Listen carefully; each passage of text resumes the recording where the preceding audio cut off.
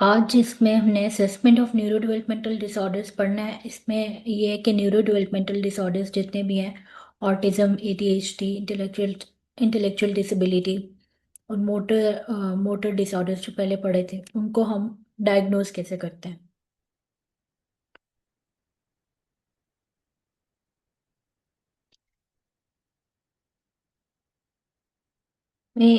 सबसे पहले है childhood autism rating scale, cars. ये ऑटिज्म के लिए यूज होता है, ऑटिज्म स्पेक्ट्रम डिसऑर्डर के लिए। इसके पहले इंट्रोडक्शन है ऑटिज्म स्पेक्ट्रम डिसऑर्डर का, कि इसमें जो टेस्ट है इसके अंदर वो कैरेक्टरिस्टिक्स होती हैं जो ऑटिज्म के सिम्टम्स को डायग्नोज करती हैं, जो ऑटिज्म को डायग्नोज करती हैं। जैसे सोशल और कम्युनिकेशन डेफिसिट्स होते हैं, रिस्ट्रिक्टेड और रेपिटेटिव बिहेवियर्स इंक्लूड है, जो कि सिम्टम भी है इसका, ऑटिज्म का। और इंटरवेंशन, असेसमेंट, अर्ली इंटरवेंशन से या असेसमेंट से ये होता है कि इम्प्रूवमेंट आती है बच्चे में। जितना जल्दी इम्प्रूवमेंट, जितना जल्दी डायग्नोस होगा, इंटरवेंशन स्टार्ट होगी, उतनी ज़्यादा बच्चे में इम्प्रूवमेंट आएगी। The childhood autism rating scale diagnostic tool है। एक डायग्नोस्टिक टूल होते हैं, कुछ स्क्रीनिंग टूल होते हैं। जो डायग्नोस्टिक टूल्स होते हैं वो डायग्नोसिस को कंफर्म करते हैं कि, और सपोज अगर ऑटिज्म है तो ऑटिज्म की सिवेरिटी लेवल कितना है, अगर है भी बच्चे में या नहीं। और स्क्रीनिंग टूल्स जितने भी होते हैं उनके अंदर वो डायग्नोस तो नहीं करते, लेकिन उसके अंदर ये होता है कि एक ब्लूप्रिंट मिल जाता है कि हो सकता है और इस बच्चे में कोई ना कोई डिसऑर्डर है या नहीं है, हो सकता है। सबसे पहले अक्सर हॉस्पिटल्स में ज़्यादा यूज़ होते हैं, क्लिनिक्स में तो एबल्स और एफल्स ही यूज़ होता है। तो उसमें ये होता है कि स्क्रीन डायग्नोस्टिक टूल यूज़ करते हैं जब आपने प्रॉपर सिम्टम्स के साथ और बाकी फॉर्मल इनफॉर्मल असेसमेंट करके डायग्नोस कर दिया, तो फिर हम कार्स यूज़ करते हैं ऑटिज्म के लिए। ये डेवलप किया था एरिक्स कॉपलर ने, रॉबर्ट रॉबर्ट रिचर और बराबरा बराबरा और रॉचन रेनर ने, इन सब ने मिलकर ये वाला टेस्ट डेवलप किया था। इसमें वो सिम्टम्स हैं ऑटिज्म के जो जो कि उसकी सिविरिटी लेवल को आइडेंटिफाई करते हैं। और ये टेस्ट भी दो दो या 2 साल से ऊपर के बच्चों पे इम्प्लीमेंट होता है। जैसे कि 3 इयर्स की एज में डायग्नोसिस मिल जाता है, तो 2 to 3 इयर्स की एज तक इन बच्चों पे अप्लाई किया जा सकता है। कार्स करने का पर्पस क्या है? इससे ऑटिज्म के बिहेवियर से रिलेटेड सिम्टम्स आइडेंटिफाई हो जाते हैं। ऑटिज्म और अदर डेवलपमेंटल डिसऑर्डर्स जितने भी हैं उनसे डिफरेंशियल डायग्नोसिस मिल जाता है कि ऑटिज्म है बच्चे में नहीं या नहीं। अक्सर ऐसा होता है कि ऑटिज्म और एडीएचडी के सिम्टम्स या ऑटिज्म और ग्लोबल डेवलपमेंटल डिले के सिम्टम्स सेम लग रहे होते हैं। तो इसके लिए हम ऑटिज्म वाला ये वाला टेस्ट यूज़ करते हैं ताकि डायग्नोसिस कंफर्म हो सके। और थर्ड बेनिफिट ये होता है कि हम सिविरिटी लेवल ऑटिज्म के सिम्टम्स का आइडेंटिफाई करते हैं। स्ट्रक्चर क्या है कार्स कार्स या चाइल्डहुड ऑटिज्म रेटिंग स्केल का, कि इसमें 15 बिहेवियरल डोमेन्स होती हैं, जिसमें बिहेवियरल सारी बिहेवियरल डोमेन्स जो हैं ऑटिज्म रिलेटेड होंगे। और इसके ऊपर जो स्कोरिंग आती है, स्कोरिंग से ऑटिज्म की सिवेरिटी का पता चलता है। जैसे यहाँ पे टेस्ट पे लिखा हुआ है, इस तरह का टेस्ट होता है, इसका स्ट्रक्चर इस तरह का है। जैसे अगर 15 to 29 आ जाता है तो नॉन ऑटिस्टिक होगा। और अगर 30 to 35 आता है तो माइल्ड ऑटिस्टिक होगा। 38 till 60 आता है, ये 45 till 60 आता है तो वो सिवियरली ऑटिस्टिक होगा। इसके बाद है कि कौन कौन सी डोमेन्स होती हैं और इसमें टेस्ट के अंदर 15 डोमेन्स हैं, जिसमें सबसे पहले है relating to people, body use, visual response, fear और नर्वसनेस एंड एक्टिविटी लेवल। ये जितने भी डोमेन्स हैं इनके अंदर वो वाले सिम्टम्स होंगे या स्टेटमेंट्स होंगी जो कि इस डोमेन को आइडेंटिफाई को डिफाइन कर रही होंगी। जैसे रिलेटेड टू पीपल में ये है कि इसका बच्चे के सोशल इंटरेक्शन के बारे में क्वेश्चंस हैं। स्टेटमेंट्स हैं कि वो सोशल इंटरेक्शन कैसे करता है। बॉडी यूज में ये है कि उसका फाइन और ग्रॉस मोटर स्किल्स से रिलेटेड क्वेश्चंस हैं। विजुअल रिस्पॉन्स में विजुअल और कोऑर्डिनेशन के बारे में है कि वो आई कांटेक्ट देता है या नहीं देता, किस हद तक देता है, रिस्पॉन्स देता है या नहीं। फियर और नर्वसनेस के बारे में है, एक्टिविटी लेवल है बच्चे का। Imitation object use, listening response. Imitation में ये है कि बच्चा आपकी मतलब पेरेंट या फिर थेरेपिस्ट की चीज़ को, उनके इंस्ट्रक्शंस को कॉपी करता है या नहीं। ऑब्जेक्ट यूज में है कि वो अपना टॉय या फिर जो भी वो यूज़ कर रहा है, कोई भी सेंसरी आइटम यूज़ कर रहा है, तो वो उसको किस तरह से यूज़ करता है। लिसनिंग रिस्पॉन्स में रिसेप्टिव स्किल्स आती हैं, जिसमें बच्चा सुनकर रिस्पॉन्स देता है और वो किस हद तक देता है ये। वर्बल कम्युनिकेशन में उसकी सोशल इंटरेक्शन की तरह ये है कि वर्बली कम्युनिकेट वोकैबलरी उसके पास कितनी है। इंटेलेक्चुअल रिस्पॉन्स में उसके कॉग्निटिव फंक्शनिंग के रिलेटेड क्वेश्चंस हैं कि वो प्रॉब्लम सॉल्विंग, डिसीजन मेकिंग के वाले डिसीजन मेकिंग वाले काम कर लेता है या नहीं। इमोशनल रिस्पॉन्स में adaptation to change, taste, smell, touch, ये सेंसेस रिलेटेड है। इसमें इमोशनल रिस्पॉन्स में जैसे अब ऑटिस्टिक बच्चों के अंदर इमोशनल रिस्पॉन्स बहुत कम होता, जैसे उन्हें नहीं पता होता कि अगर उन्हें चोट लगी है तो उस बात पे उन्होंने रिएक्ट किस तरह से करना है, और अगर उन्हें कोई चीज़ अच्छी लगी है तो उस पे उन्होंने कैसे रिएक्ट करना है। नॉन वर्बल कम्युनिकेशन रिलेटेड है और जनरल एक्सप्रेशन है। स्कोरिंग इसकी कार्ड्स की ये है, 4 रेटिंग स्केल होता है, 0 to 1 से 4 तक। 1 मीन्स नॉर्मल लिमिट्स, 2 और माइल्डली abnormal, कि अगर कोई पेरेंट आके आपको ये कहता है कि सपोज ये जो रिलेटिंग टू पीपल वाली डोमेन है, इसमें मेरा बच्चा किसी हद तक इंटरेक्ट कर लेता है, तो वो 2 होगा। और अगर वो कहते हैं कि नहीं बिल्कुल ठीक नॉर्मल करता है, तो फिर वो 1 होगा। और अगर वो कह देते हैं कि कभी करता है कभी नहीं, तो फिर 3। और अगर वो बिल्कुल नहीं करता, किसी भी चीज़ में पार्टिसिपेट नहीं करता, तो वो नंबर 4 होगा। इसके टोटल रेंजेस होते हैं 15 to 60। 15 नॉन ऑटिस्टिक में है और 60 जो है सिवियर ऑटिस्टिक है। इंटरप्रिटेशन ऑफ स्कोर्स, अगर स्कोर रेंजेस आ जाती हैं 15 to 29.5, तो वो नॉन ऑटिस्टिक होगा। 30 to 36.5 means mild to moderate, और 37 to 60 मीन्स सिवियर। एडमिनिस्ट्रेशन इसका कार्स टेस्ट कौन कौन अप्लाई कर सकता है? Trained clinicians, psychologist, paediatricians, behaviour analysts. और ये बेस्ड इसकी जो इंटरप्रिटेशन करते हैं वो फिजिकल ऑब्जर्वेशन से, क्लिनिकल इंटरव्यू से या फिर क्लिनिकल जजमेंट से इसका टेस्ट की स्कोरिंग होती है, फिर इसकी एक प्रॉपर रिपोर्ट बनती है। एडवांटेजेस ये हैं कार्स के कि ये सिवियरिटी लेवल बताता है ऑटिज्म का, क्लिनिकल और रिसर्च सेटिंग्स में यूज़ किया जाता है, और ये इसकी एडमिनिस्ट्रेशन इजी है। इसमें ये करते हैं कि जो इसका इसकी स्कोरिंग मैं आपको एंड पे बताती हूँ कैसे करता है। लिमिटेशन कार्स की ये है कि ये सिर्फ वो लोग अप्लाई कर सकते हैं जो कि ट्रेंड होंगे, ट्रेंड प्रोफेशनल्स होंगे, जो कि लाइसेंस्ड क्लिनिकल साइकोलॉजिस्ट होंगे या बिहेवियर थेरेपिस्ट होंगे। इसकी ये किसी और डायग्नोस्टिक टूल के साथ हम यूज़ नहीं कर सकते। फॉर एग्जांपल, अगर एक बच्चे पे हमने कार्स अप्लाई करना है, तो उस पे हम, ऑटिज्म का बच्चा है तो उस पे हम कार्स ही अप्लाई कर सकते हैं। उस पे हम एडीएचडी का अप्लाई नहीं कर सकते कार टेस्ट। इसके बाद कंक्लूजन है। कंक्लूजन में वही सारी पहले वाली की समरी है कि इंटरवेंशन प्लानिंग के लिए इजी होता है, बिहेवियर डोमेन्स को आइडेंटिफाई करता है और ऑटिज्म को डायग्नोस करता है।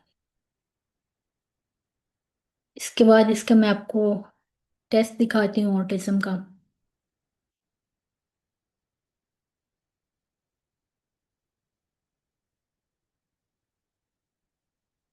अभी तक अगर कोई आपको चीज़ समझ नहीं आई तो पूछ सकते हैं आप।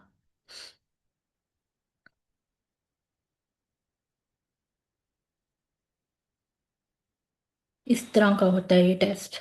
यहाँ पे बच्चे का नाम लिखते हैं, उसका जेंडर लिखते हैं, आईडी नंबर वो जो हॉस्पिटल में मिलता है ये कंपलसरी नहीं होता। टेस्ट डेट में हम बच्चे का ईयर लिखते हैं कि किस टाइम, किस साल में आया था, किस मंथ में आया था और किस डेट को आया था। बर्थ डेट में बच्चे की डेट ऑफ बर्थ लिखते हैं। क्रोनोलॉजिकल एज लिखते हैं। क्रोनोलॉजिकल एज वो होती है जो बच्चे की बर्थ से लेकर डेट ऑफ असेसमेंट तक टाइम तक डेट होती है, 3 ईयर्स या 2 ईयर्स, 2.5 ईयर्स जितने भी। और रेटर में आगे थेरेपिस्ट का नाम। इसकी डोमेन्स इस तरह की हैं, जैसे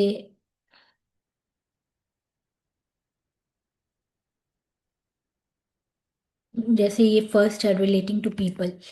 इसमें पहले ऊपर इंस्ट्रक्शंस लिखी हुई हैं। इंस्ट्रक्शंस या डायरेक्शंस में ये लिखा हुआ है कि आपने हर एक, ये भी हमने पेरेंट से फिल करवाना होता है, या पेरेंट फिल करते हैं, करवाना होता है, खुद नहीं वो करते हैं, हम तो उनसे क्वेश्चनिंग करते हैं तो वो जवाब देते हैं, या फिर थेरेपिस्ट देता है।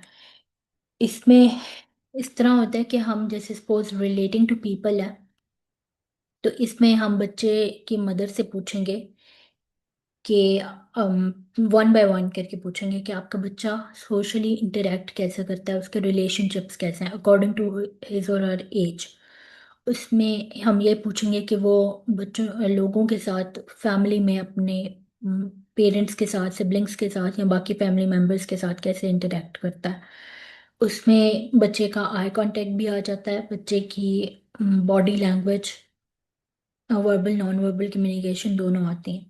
और अगर पेरेंट्स कहते हैं कि बिल्कुल ठीक करता है, उससे कोई इशू नहीं हो, कोई भी इशू नहीं होता कभी भी किसी भी टाइम पे, कि मतलब अगर मदर ने बुलाया तो वो उसको प्रॉपर रिस्पॉन्स देगा, आगे कोई बात की है, कोई आई कांटेक्ट नॉर्मल देता है सबके साथ, तो वो नंबर वन होगा।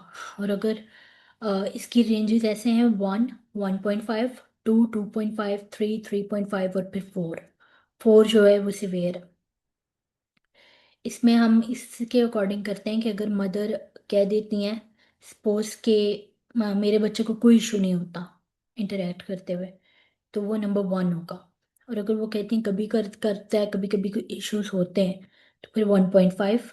1.5 और 2 में इतना कोई ख़ास डिफरेंस नहीं है, बस यही है कि 1.5 में वो हो सकता है थोड़ा थोड़ा कम ही करता हो, 2 में हो सकता है ज़्यादा करता हो किसी हद तक। जैसे अक्सर पेरेंट्स जवाब देते हैं किसी हद तक कर लेता है, किसी हद तक नहीं करता। तो इसके अकॉर्डिंग हमने यहाँ पे सर्कल करना होता है। नीचे ऑब्जर्वेशंस में हमने लिखना होता है कि ऊपर तो हमने वो सर्कल करना है जो मदर कह रही है, जो जो हमें सिवियरिटी लेवल मदर बता रही है। ऑब्जर्वेशन में हमने, हमारे पास ज़ाहिर बात है फिजिकल में बच्चा भी होगा, तो हम जो बच्चे जो थेरेपिस्ट ऑब्जर्व कर रहा होता है सोशल इंटरेक्शन के डोमेन में, कि बच्चा वो बच्चा बाकी बच्चों के साथ कैसे इंटरेक्ट कर रहा है, वो यहाँ पे लिखना होता है हमने ऑब्जर्वेशंस में। फिर इसी तरह इमोशनल रिस्पॉन्स है।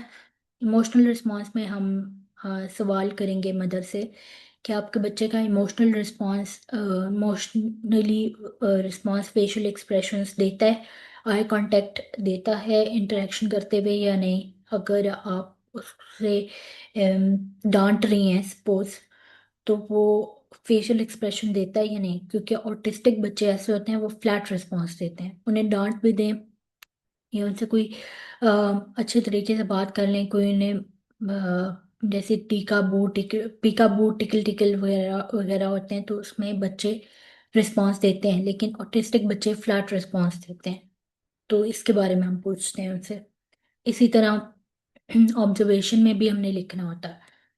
सपोज अगर आप लोगों ने रोल प्ले करना है तो वो भी कर सकते हैं आप। रोल प्ले में ये होगा कि एक थेरेपिस्ट होगा और एक मदर हो, मतलब मदर, एज अ मदर आप रिस्पॉन्स दें और फिर मैं आपको रेटिंग करके बताती हूँ कि कैसे करते हैं इसकी।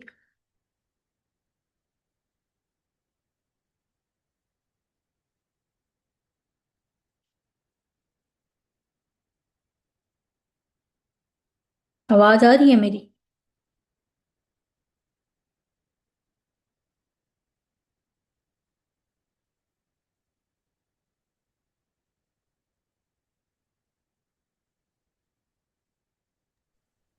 ये मिस आ रही है, प्लीज जरा रिपीट करें। मेरी साइड से आवाज चली गई थी। क्या रिपीट करना? ये अभी रिसेंटली आपने क्या बोला है? मैंने ये डोमेन्स अभी बाकी सारा मैंने, आपको मैंने ये अभी जी डोमेन्स डोमेन बताए। मैंने सुनी, सॉरी। बता दी, हाँ जी वो मैंने सुन ली। अभी मैं जी ये जी, कह रही थी मैंने कि तो डोमेन्स, अभी मैं ये कह रही थी कि अगर आप लोगों ने रोल प्ले करना है तो वो हम कर सकते हैं, वहां से आपको ज्यादा अच्छी समझ आएगी। रोल प्ले एज इन क्या, आप में से कोई एक मदर बन जाए और मैं as a therapist rate rate कर लूंगी। फिर मैं आपको बताती हूँ कि इसकी स्कोरिंग हम कैसे करते हैं। ठीक है। आप ही रोल प्ले करेंगे या किसी और ने करना है? फिनिश में कर लेती, आप ओके, पूछिए। ठीक है। आप एज अ मदर रिस्पॉन्स देंगे मुझे कि सपोज आप ऑटिस्टिक बच्चे की मदर हैं और मैं आपसे क्वेश्चनिंग कर रही हूँ, तो आपने मुझे ये बताना है कि रिलेटिंग टू पीपल की डोमेन में हमने मदर को, पेरेंट्स को ये थोड़ी सी डोमेन के बारे में भी हमने थोड़ा सा ओवरव्यू देना होता है कि ये डोमेन किस टाइप की है और हम किस तरह के क्वेश्चंस करेंगे। तो इसमें आप मुझे बताएं कि आपका जो बच्चा है वो सोशल इंटरेक्शन किस लेवल तक कर लेता है अपनी फैमिली मेंबर्स के साथ, आपके साथ, सिबलिंग्स के साथ। बच्चा जो है ना मेरा, वो सिर्फ घर के अफराद के साथ फेमिलियर है। बाहर कहीं जाता है तो वो उस तरह का रिस्पॉन्स नहीं करता। लेकिन घर वाले अगर उसे बुलाते हैं तो वो उनके अपने नाम पर रिस्पॉन्स करता है। और मतलब अगर वो बुलाएं तो उनके साथ कर लेता है, लेकिन खेलता वगैरह नहीं है। जस्ट घर के लोगों के साथ फेमिलियर है। पहले नहीं था लेकिन अब हो गया। आई कांटेक्ट किस हद तक आई देता है? कांटेक्ट, आई कांटेक्ट मुझे देता है, मदर को, सिबलिंग्स को भी थोड़ा बहुत दे देता है, ज्यादा नहीं। इसके अलावा बाकी लोगों को कभी देता है कभी नहीं देता। जब इसकी मर्जी होती है तब दे देता है, जब इसकी मर्जी नहीं होती तब नहीं देता। ओके। ये अभी जो आपने मुझे स्टेटमेंट बताई है इसके अकॉर्डिंग इसकी स्कोरिंग बनती है 2, 2.5। तो हम इसको यहाँ पे 2.5 को सर्कल कर लेंगे। इसी तरह अच्छा नीचे मिस, में। सॉरी। सॉरी। हाँ जी, मैंने जो ये स्टेटमेंट्स आपको दी है ना, एक्चुअली पेरेंट्स जब मेरे पास आते हैं ना, तो जब उनसे क्वेश्चनिंग की जाती है ना ओवरऑल, जब बच्चा एडमिशन के लिए आता है, जब उनसे पेरेंट्स से पूछा जाता है, मोस्टली ऐसा होता है कि जब पेरेंट्स आते हैं ना मेरे पास तो वो ये बात कहते हैं, हमारा बच्चा सिर्फ बोलता नहीं है, बाकी सब कुछ कर लेता है। लेकिन जब हम बच्चे के बिहेवियर्स को ऑब्जर्व करते जाते हैं ना, जैसे वो आया एडमिशन के लिए, पेरेंट्स को ज्यादातर ये होता है मोस्टली कि वो कहते हैं कि नहीं, बच्चे को कर रहे होते हैं, खामोश होके बैठो, चुप करके बैठ जाओ, इस तरह वाली चीजें कर रहे होते हैं। लेकिन मैं उनको ये बोलती हूँ कि इसको करने दें, क्योंकि जब बच्चा एक्शंस में आता है तभी उसके ऑब्जर्व होता है। अगर उसे बिठा देंगे टिका के तो वो तो पता नहीं चलेगा कि वो क्या उसका प्रॉब्लम है क्या नहीं। क्योंकि ऑब्जर्वेशन बेस के ऊपर ही हम बहुत सारी चीजों को पहले करते हैं ना, टेस्ट तो बाद में अप्लाई होता है। तो बहुत सारे पेरेंट्स क्या करते हैं, वो हाइड करते हैं चीजों को। वो सिर्फ ये कहते हैं कि जी हमारे बच्चे को स्पीच डिले है और कोई मसला नहीं है। मतलब वो मानने को तैयार नहीं होते। तो ये जो मैंने अभी आपको स्टेटमेंट्स दिए ना, बेसिकली ये रियलिटी बेस्ड है। जो मेरे पास पेरेंट्स आते हैं मोस्टली वो इसी तरह करते हैं कि जैसे मैंने आपको भी आंसर किया है ना, वो इस तरह के मिक्स हाँ। जवाब देते हैं। हालांकि बच्चा प्रॉब्लम ज्यादा कर रहा होता है, लेकिन वो आप समझ रही ना कि वो नहीं, शायद वो जी जी जी। अपने बच्चे को लेबल नहीं करना चाह रहे होते। मतलब हम तो लेबलिंग करते ही नहीं है, लेकिन वो नहीं उस तरह से करना चाह रहे, तो वो एक्सेप्टेंस में नहीं होते, हम्म। या तो वो इस चीज में होते हैं। उनको होता है कि मतलब हम जितना ज्यादा कवर करके बता सकते हैं ना उतना कर लें। लेकिन जब सेशन शुरू होते हैं तो और प्रॉब्लम्स निकलते जाते हैं, क्योंकि वो एक्चुअल कंडीशंस नहीं हमें बता रहे होते। लेकिन हम अपनी ऑब्जर्वेशन की बेस पे उनको ये चीज कह रहे होते हैं कि सिर्फ स्पीच डिले नहीं है, ऑटिज्म की चीजें नजर आ रही हैं, लेकिन हम तब तक उसे ऑटिस्टिक डायग्नोज नहीं कर सकते जब तक टेस्ट अप्लाई नहीं होगा। क्योंकि स्पीच डिले और ऑटिज्म दोनों में फर्क है। ये मतलब चीज हम अवेयरनेस देते हैं हम्म। पेरेंट्स को। तो बस ये ऐसी मैं है। आपसे कह पेरेंट्स पेरेंट्स कभी भी, इवन थेरेपिस्ट को भी, जो बिहेवियर एनालिस्ट होते हैं जो बच्चे को प्रॉपर ऑब्जर्व करते हैं उनको भी प्रॉपर बात नहीं बताते। लेकिन हमने टेस्ट के ऊपर स्कोरिंग तब करनी होती है जब हमने खुद अपनी अपनी भी, ये जो यहाँ पे ऑब्जर्वेशंस लिखा हुआ है ना, यहाँ पे यही होता है कि हमने खुद भी बच्चे को ऑब्जर्व करना होता है। क्योंकि यहाँ पे तो चले अभी ऑनलाइन हम प्रैक्टिस देख रहे हैं तो यहाँ पे जो आप कहेंगे उसके अकॉर्डिंग कर देंगे। लेकिन जब फिजिकल बच्चे के ऊपर हम या पेरेंट से टेस्ट फिल करवा रहे होते हैं तो वहाँ पे बच्चा भी होता है। तो थेरेपिस्ट जो फिल कर रहा है, ये थेरेपिस्ट ने फिल करना होता है, थेरेपिस्ट रेटिंग स्केल है। वो बच्चे की केस को ऑब्जर्व करता है, और अब कुछ पेरेंट्स की स्टेटमेंट और कुछ जो थेरेपिस्ट ने खुद ऑब्जर्व किया हुआ होता है, उसके अकॉर्डिंग उन दोनों को मिलाकर फिर जो फाइनल स्कोरिंग आती है वो हम लिखते हैं। क्योंकि जो बच्चा हमें पिक्चर दे रहा है, जो हमें बच्चा दिखा रहा है करके, for example relating to people में मदर कह रही है कि वो किसी हद तक कर रहा है, किसी हद तक नहीं करता, लेकिन हमें नजर आ रहा है कि बच्चा जो है वो बिल्कुल किसी एक के साथ नहीं कर रहा, इवन मदर के साथ भी नहीं कर रहा। मदर तो कह रही है कि मेरा बच्चा मेरे साथ करता है, किसी और के साथ नहीं करता, लेकिन ऑब्जर्वेशन में जब बच्चे को हम देखेंगे तो हो सकता है बच्चा मदर के साथ भी ना कर रहा हो। तो फिर हमने रेट करना होता है नंबर 4 कि वो बिल्कुल नहीं कर रहा। लेकिन हमने मदर को ये नहीं कहना कि आपका बच्चा तो इंटरेक्ट कर ही नहीं रहा।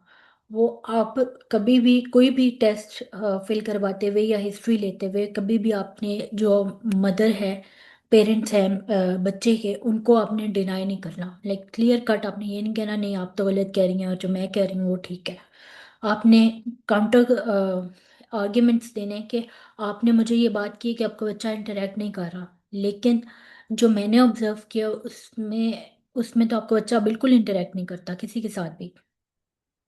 तो वो जब फिजिकली मदर भी देखेगी कि वाकई मेरा बच्चा तो मेरे साथ भी इंटरेक्ट नहीं कर रहा सेशन में, सेशन की बात कर रही हूँ मैं, तो यहाँ जो फिजिकल असेसमेंट हो रही है बच्चे की, तो फिर वो मदर भी मान जाएंगी कि हाँ वाकई ये तो मेरे साथ भी नहीं कर रहा। तो उसके फिर अकॉर्डिंग हमने मदर को बताना होता है कि आपने जो स्टेटमेंट दी है वो 2.5 पे लाई करती है, लेकिन जो मेरी ऑब्जर्वेशन है वो नंबर 4 तक या 3.5 तक जा रही है, कि बच्चा तो बिल्कुल ही नहीं कर रहा किसी के साथ। तो जो फाइनल स्कोरिंग होती है वो हमने अपनी ऑब्जर्वेशन और मदर के स्टेटमेंट के को मिलाकर लिखना होता है टेंटेटिवली। ठीक है मैम। अच्छा मिस, मैंने एक चीज और पूछनी थी कि ये जो टेस्ट है, मतलब हाँ फॉर जी। एग्जांपल कोई नया बच्चा आता है, कोई नया बच्चा आता है, अब देखें जो ऑटिस्टिक हम्म। बच्चे होते हैं मोस्टली वो किसी नए एनवायरनमेंट में आकर हमेशा बिहेवियर्स देते हैं। बहुत कोई रेयर ऐसा बच्चा होगा जो पहले से थोड़ा सा ट्रेंड हो, या उसको पहले से बता के लाया जाए कि हम जा रहे हैं, मतलब इस तरह से, तो वो थोड़ा सा स्टेबल हो जाते हैं। हम्म। लेकिन जो एक नया बच्चा बिल्कुल एक नए एनवायरनमेंट में आता है तो वो बिहेवियर्स देता है। तो क्या जी। जब हम ये टेस्ट अप्लाई बच्चे के ऊपर करते हैं तो उससे पहले उसकी क्या सेटिंग्स हो गई होती हैं, या फौरन से टेस्ट अप्लाई किया जाता है? किन कंडीशंस में, मतलब ये कितने टाइम पीरियड लगता है इसको पूरे ये जो 15 डोमेन्स हैं उसको कंप्लीट करने में? और बच्चे की ऑब्जर्वेशन बेस्ड तो हम लोगों की ऑब्जर्वेशन मदर से पूछ लिया, लेकिन समटाइम ऐसा भी तो होता है ना कि बच्चे कुछ चीजें करते होते हैं लेकिन उस एनवायरनमेंट में हम्म। नहीं कर रहे होते, इस कंडीशन में फिर हम क्या करें? जो टेस्ट अप्लाई होता है ना, कोई भी टेस्ट है, वो सिर्फ ये कार्ड्स वाला नहीं है, बाकी भी जो टेस्ट है उसमें ये होता है कि वो हमने तभी लगाना होता है कि जब हमने असेसमेंट के 2 पार्ट्स होते हैं ना, एक होती है डायरेक्ट असेसमेंट, एक होती है इनडायरेक्ट असेसमेंट। ये जब आगे मैं आपको क्लिनिकल रिपोर्ट राइटिंग बताऊंगी उसके अंदर मैं आपको ये बताऊंगी। जो क्लिनिकल सॉरी जो डायरेक्ट असेसमेंट होती है उसमें तो हमने बच्चे के ऊपर टेस्ट लगाना होता है। वो फॉर एग्जांपल अगर हमें फिजिकली सिम्टम से पता चल गया है कि बच्चे के अंदर ऑटिज्म के सिम्टम्स हैं, अब वो किस आप हमने डायग्नोस्टिक टूल इसीलिए लगाना है कि हमें पता चले कि किस कितनी सिवेरिटी पे है ऑटिज्म।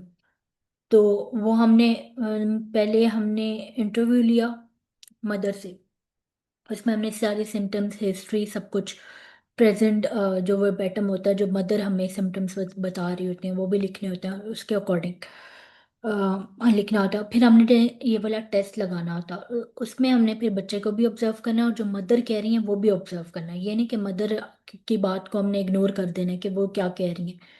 उन दोनों को मिलाकर फिर हम दरमियान का फिगर फिगर लेते हैं। हाँ, कभी कभी ऐसा होता है कि बच्चे बहुत ज़्यादा बिहेवियर दे रहे होते हैं, मतलब बहुत एक्सट्रीम सेंसरी इश्यूज होते हैं, या एक्सट्रीम उनके अंदर इतना पेशेंस नहीं होता कि बच्चे किसी की बात सुने। तो पहले उनको थोड़ी सी काउंसलिंग देनी पड़ती है, पेरेंट्स को भी, बच्चे को भी थोड़ा काम डाउन करना पड़ता है। या अगर बच्चा बिहेवियर दे ही रहा है तो हम बच्चे को ऑन स्पॉट तो हम कंट्रोल नहीं कर सकते ना, जब हमारे पास फिजिकल ऑब्जर्वेशन के लिए बच्चा आया, फिजिकल असेसमेंट के लिए आया है।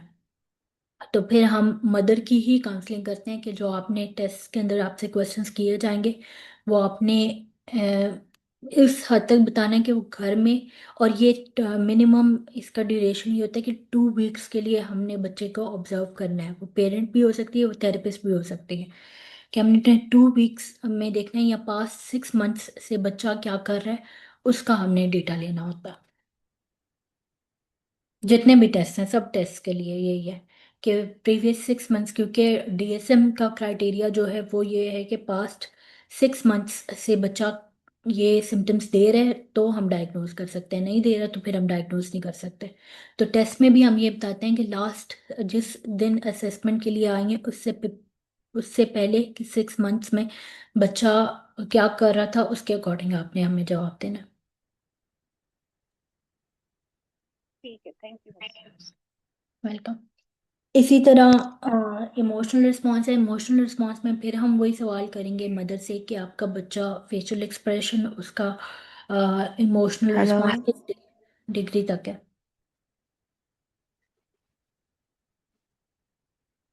कि यहाँ पे स्टेटमेंट के अंदर ना पूरी, ये मैं आपको क्लास के बाद शेयर कर भी दूंगी सारे टेस्ट।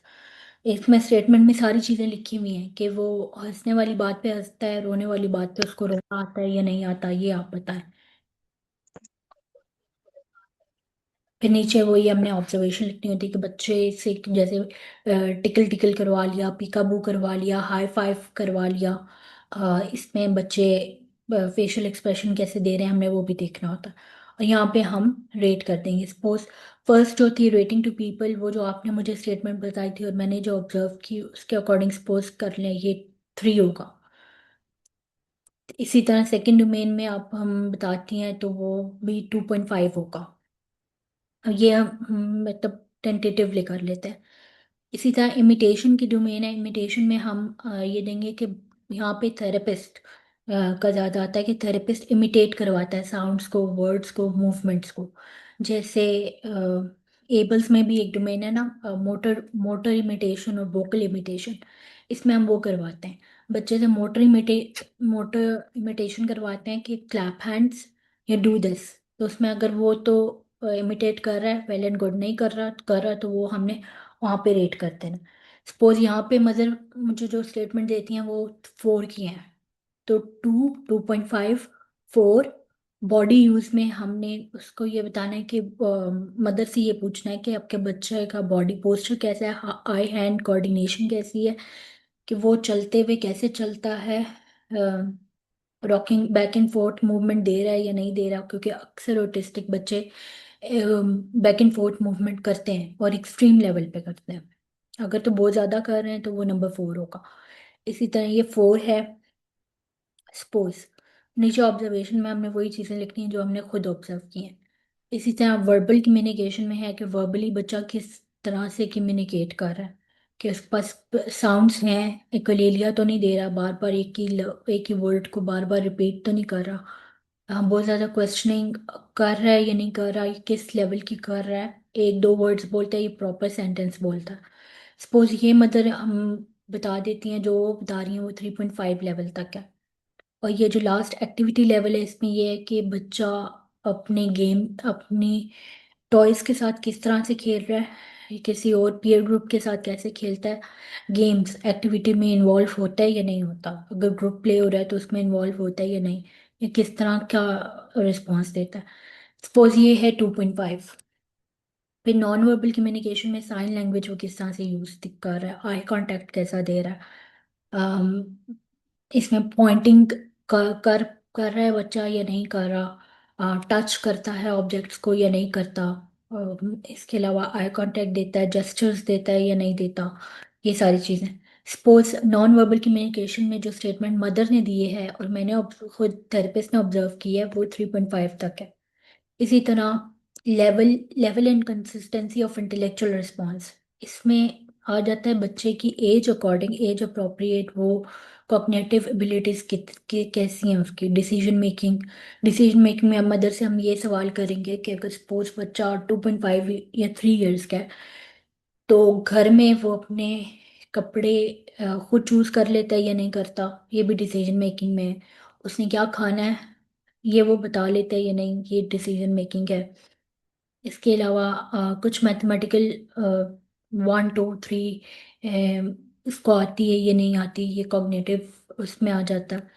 इस तरह से हम पूछेंगे। सपोज अगर मदर इसमें कहती हैं कि बिल्कुल ही नहीं आती, तो नंबर 4 है।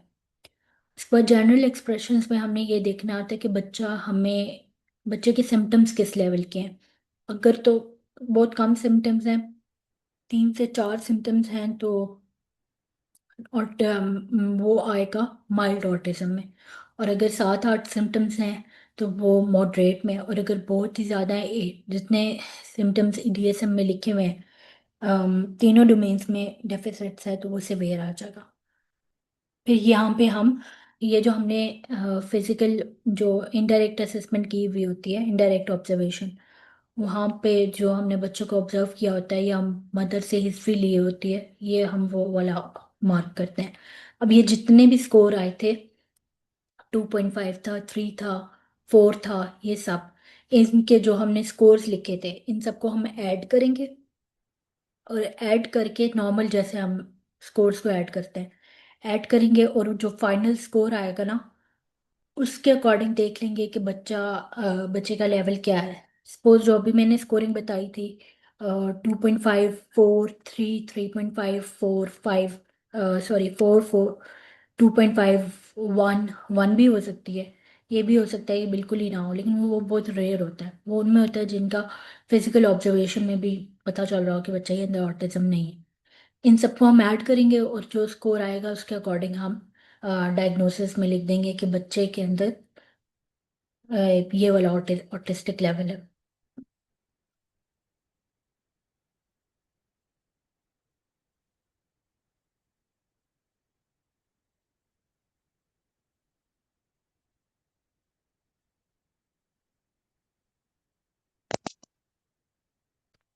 ये वाला हमारा कार्स कंप्लीट हो गया।